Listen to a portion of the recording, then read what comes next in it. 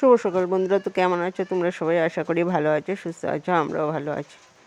আর মৌসুমী Sen live ব্লগে নতুন আরেকটি ভিডিও নিয়ে আসলাম। আর এখন বাজে সকাল 8টা। তো 8টা থেকে ভিডিওটা শুরু করছি। আর এই যে দেখো, সকালে উঠেই দেখলাম বৃষ্টি। তো তারপর আর কি করব, অনেকক্ষণ বসে শুয়ে কাটিয়ে তো এখন উঠে আসলাম। তো এই যে দেখো আমাদের বাড়ির বাচ্চাটা। তো আমি যখন ঘর থেকে বেরোলাম, তো আমি ওর সাথে কথা বলছিলাম, আর ও আমাকে দেখে চিৎকার করছে যে আমার কাছে নাকি আসবে। তো ওকে এনে ব্রাশ করিয়ে হাতে জল দিয়ে দিলাম।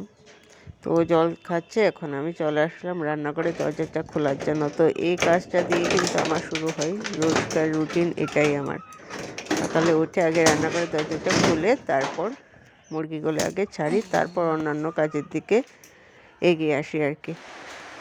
তো ওদিকে বৃষ্টিটা যখন একটু একটু থামে তখন কিছু কিছু কাজ সেরে, কিছু বলতে পারো যে রান্নাঘরের সমস্ত কাজ সেরে এখন চলে আসলাম এই যে রুটি করার জন্য। তো আটাটা চেলে এখন গরম জলটা ফুটিয়ে তারপর আটাটা মেখে নেব, কারণ আমার এই রুটিটা খেতে ভালো লাগে। আর এটার মধ্যে আমি একটু দেখি যে গ্যাসের যে একটা সমস্যা থাকে তো সেটাও কমই থাকে।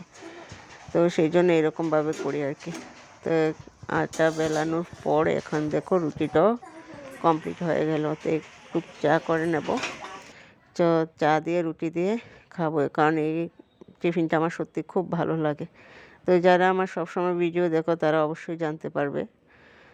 তো ওদিকে সব টিফিন খেয়ে আর দেরি করছি না, তো রান্নাটাও বসিয়ে দিচ্ছি। আর আজকে ব্লগটা বেশি বড় করব না, একদম ছোটই রাখবো, কারণ বিকেলবেলা থেকে আসছে সুন্দর একটা ব্লগ। তো আমাদের বিয়ের তো অনুষ্ঠান শুরু হতেই চলছে, সেদিন দেখলে তো কালকে বিয়ে, আজকে হচ্ছে শনিবার, তো আজকে হবে হলদি। তো এখন দেখো বৃষ্টিটাও থেমে গেলে ওদিকে আমার রান্নাবান্না সব কিছুই শেষ। তো এখন যাবো একটু বিয়ের কেনাকাটা করতে। তো গিয়ে দেখি যে কী কী আনতে পারি আর কি। তো বৃষ্টিটা থামার পর আর বেশি দেরি করছি না, কারণ যদি আবার বৃষ্টিটা নেমে যায় তাহলে আবার সমস্যা হয়ে যাবে। তো এখন চলে আসলাম এই যে শাড়ি কেনার জন্য।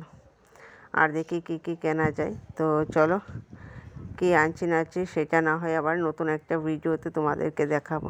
তো আজকের মতো ভিডিওটা টাটা, বাই বাই, সবাই ভালো থেকো, সুস্থ থাকো।